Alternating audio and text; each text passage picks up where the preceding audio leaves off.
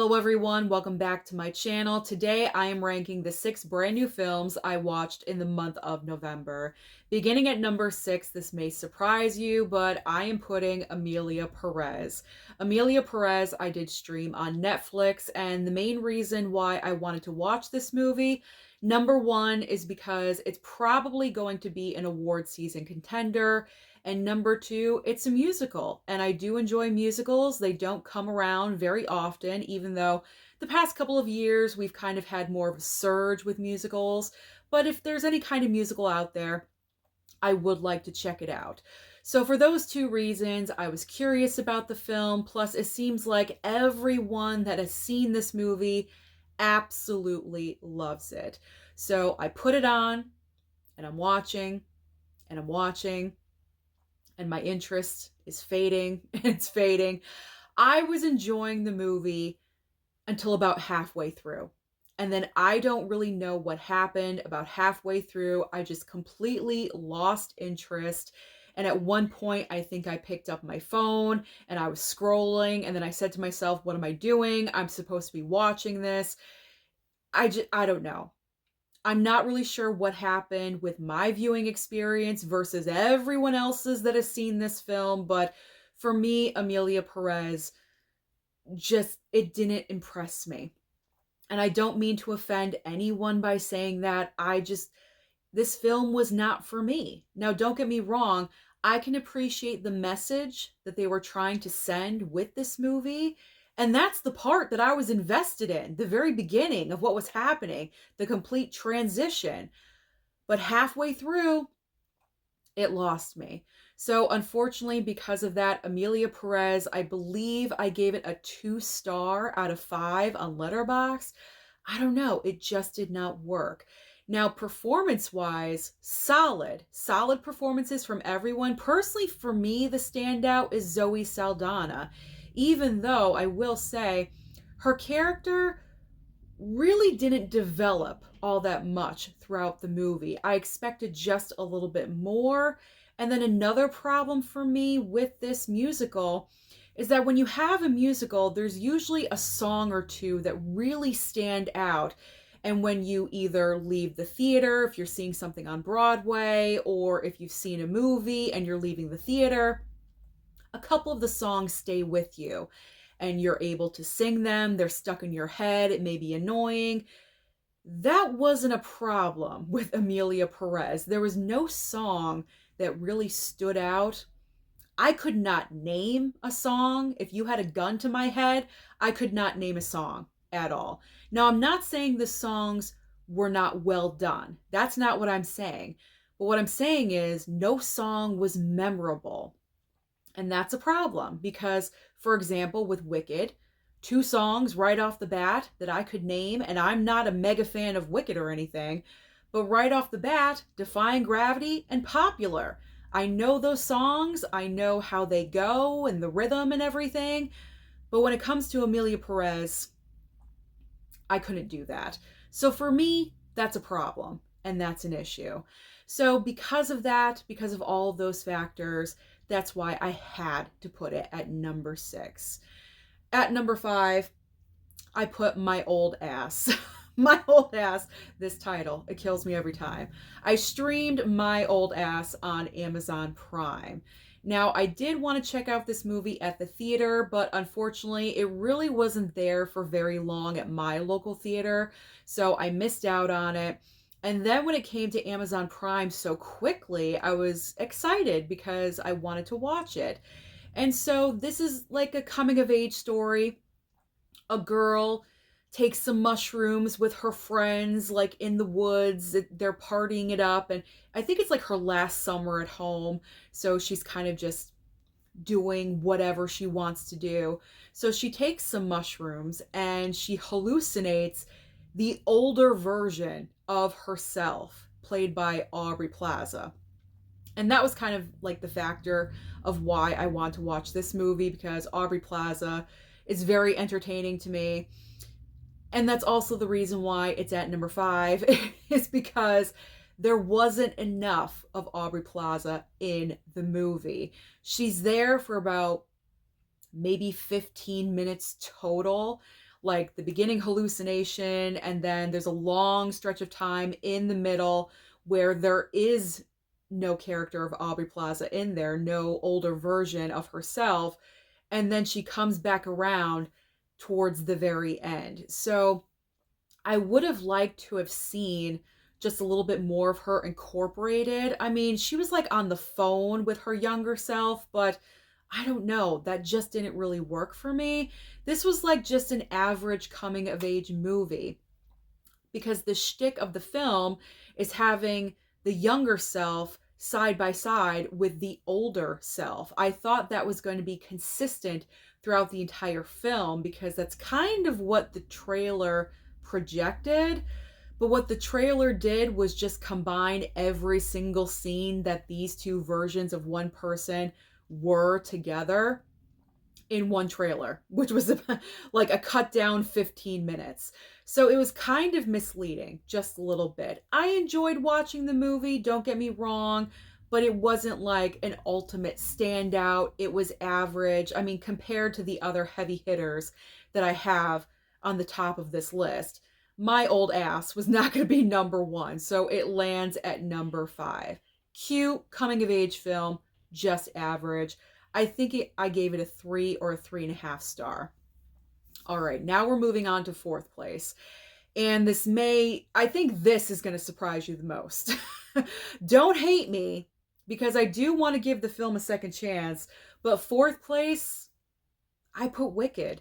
Wicked is in 4th place because my viewing experience at the theater was not ideal. Now, the movie itself, it's a great movie. It's probably going to get nominated during award season. It's probably going to get nominated for Best Picture. I can fully see that happening. It is a long run time. However, I did not feel the 2 hours and 40 minutes. It felt like 2 hours and 15 minutes, something like that. But it didn't feel as long as the actual runtime, which is good because I never want to feel the runtime. I never want to be bored. I wasn't bored when I was watching Wicked, but I do want to watch the movie again in the theater. I'm just waiting for the crowds to like calm down because I could not go again during Thanksgiving weekend because literally every single showing was sold out or nearly sold out. And that's too many people for me. So I need to wait. I need to wait until like a random Monday or a Tuesday and go back again. The reason why my viewing experience was not ideal was because I went with my aunt who is visiting. She's been out here for about 2 weeks. And so she wanted to see the movie as well. So I brought her to the theater. So the two of us, because we were in a theater with a lot of people and it was pretty much all full, very crowded, we chose to go more towards the front. I believe it was the 3rd row back, which is okay. It's not super close, but it's still kind of close. You know what I'm saying? So we were off to the right-hand side, kind of close. And because of that, I think like the screen was extremely dark. It looked dark all the time. Thank goodness for Glinda and her pink color, because even the green of Elphaba was extremely hard to see because the screen was just very dark. And I think that's because of the angle of where we were sitting. I can pretty much guarantee you if I went to the theater and saw the movie again, back row center, it would look completely different and it would probably be a completely different viewing experience. So that is why I do want to watch the movie again in the theater to see if my score would improve. It probably would if I did have a better seat, but I just wanted to see the movie. So my first score, I think 3.5 star out of 5, because it's not a perfect movie. Like very rare do we have like a perfect movie. So to me, Wicked is not absolutely perfect, but I know a lot of people love it and I can see why you guys do. Absolutely. I just personally need a better viewing experience. So I'm putting it at number 4. Halfway through, number 3, here we go. Conclave. Now, I wanted to go and check out this movie because it is going to be an award season contender. That is pretty much the only reason why I went to see this movie. If this was not in contention for award season, I probably would have overlooked this movie, but because, it's in the award season conversation, I did want to go and check it out.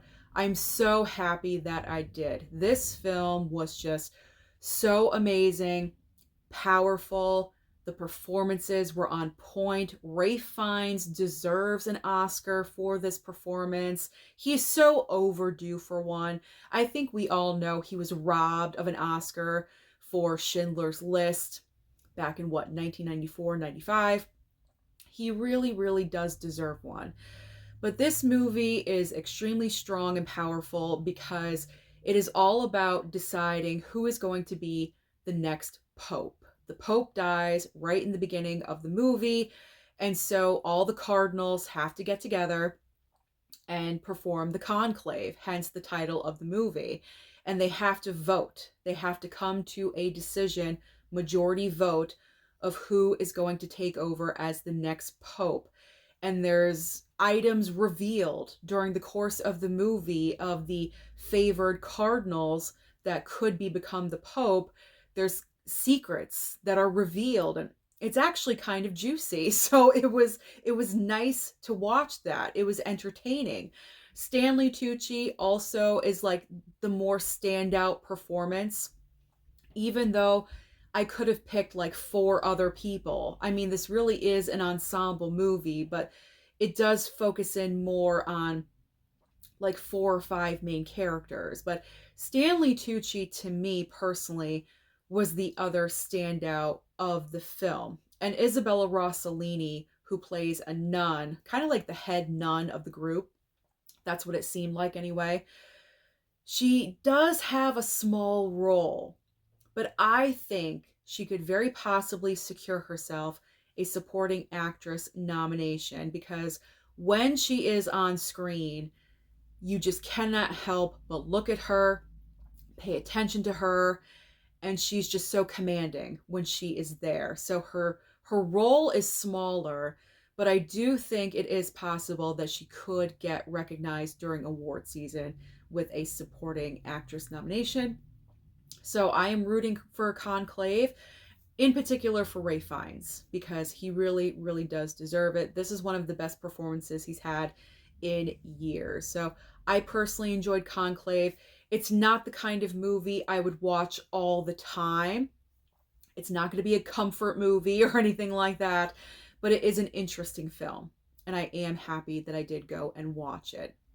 The runner-up in second place, the runner-up is Anora.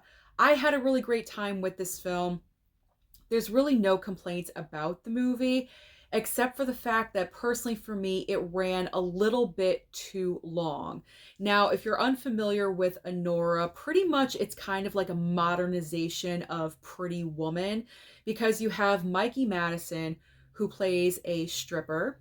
She's a dancer in a club, and she meets a very young Russian man, and he has like his entourage and everything, and she dances for him, and they kind of bond a little bit, and he likes her a lot. So then he wants to hire her to be his girlfriend, I believe, for the week. So that's why it's kind of very similar to Pretty Woman, just a little bit.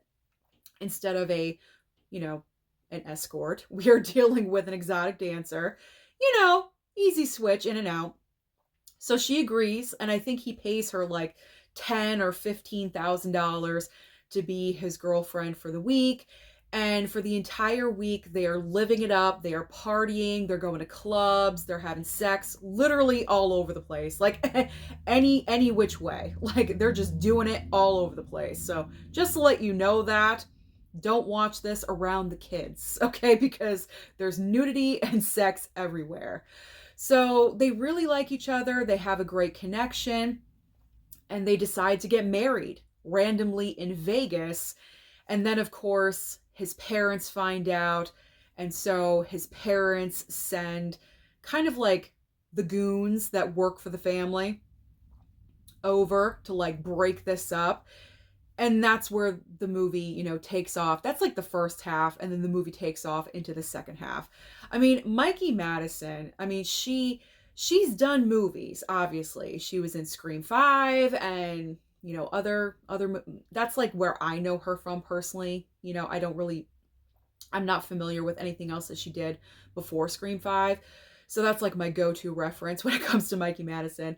I know her from Scream 5, but this film is going to put her career into the stratosphere because she just pulls out an amazing, incredible performance. She is just defending herself and standing up for herself, going up against these three huge like Russian guys that want to take her down. I mean, she's a small little thing going up against these goons and trying to find her Russian husband because he takes off like halfway through the movie. So they're trying to find him for the second half, and the dynamic that they have together. This movie is really a comedy when we get to the second half. It doesn't seem like it's going to go that way, but it shifts. The movie completely shifts in a great way, and it brings in the comedic element with Mikey Madison and the guys, and they're trying to find her Russian husband and everything that happens after. So I had a great time with this movie. It is rewatchable. It seems like it wouldn't be, but I think it is rewatchable. I will definitely rewatch the movie again and, hopefully get it in the future on physical media when it comes out. I can definitely see Mikey Madison securing herself a nomination throughout the entire award season. I would be shocked if she did not, because her name has been in the conversation for a while now. I don't think it's going to go away in the upcoming months. So I think she's pretty much a lock for all of award season. And like I said, the only real complaint that I have about the movie is that it just runs a little bit too long. I think it's about 2 hours and 15 minutes.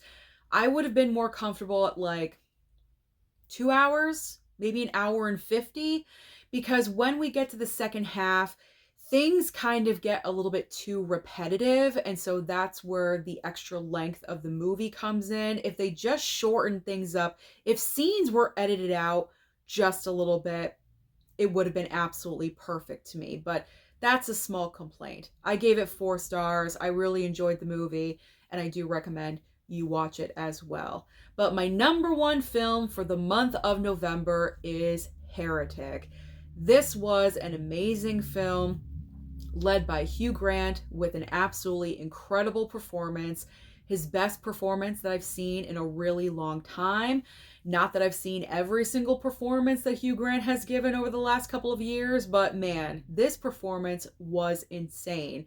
And that's because Hugh Grant pretty much is the entire movie. Now, don't get me wrong, there are the 2 girls, the missionaries that come to the house to talk to him about religion, and they're great. They're strong, they're strongly featured in the movie. But Hugh Grant is the one that dominates. He has a lot of monologues and a lot of emotion that he has to deliver, and the way that he delivers and the music that's playing in the background while he's talking about religion. Incredible. Absolutely incredible. That's why I say Hugh Grant is the movie. But I'm not discounting the 2 girls because they were fantastic as well. This would not work if all 3 of the main actors were not on point. Now, if you're kind of unfamiliar with Heretic, what's going on in the movie, like I said really quickly, you have these 2 young girls who are, I believe, Mormon missionaries, and they have their list of people that have requested information about the religion, and they go door to door and talk to those people, trying to let them know things about the religion if they want to join, whatever.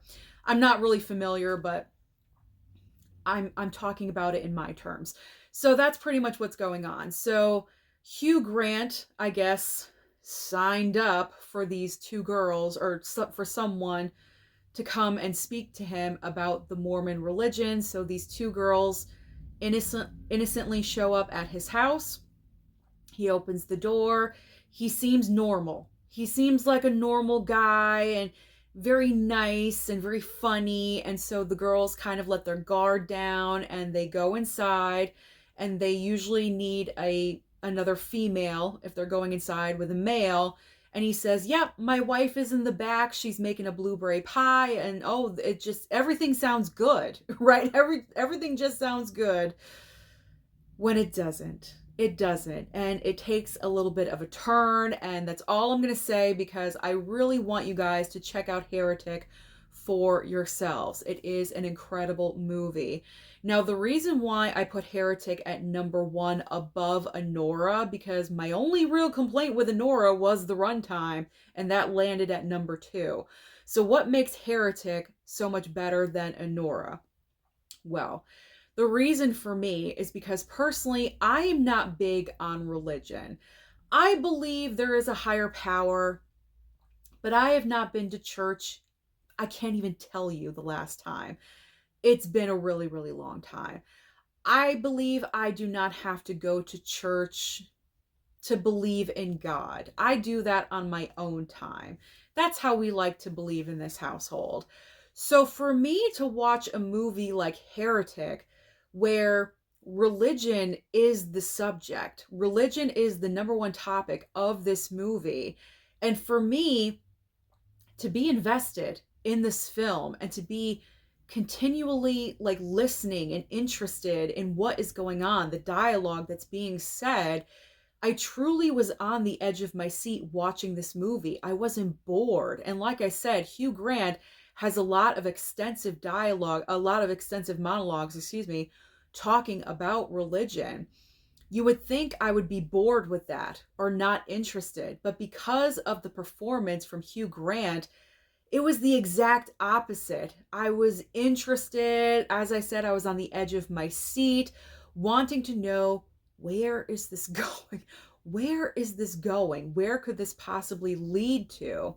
And also, I felt the film did a great job, because the topic is religion.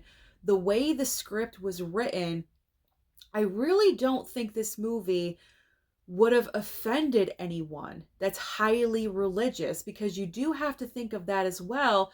There are so many different religions out there and different beliefs and understandings.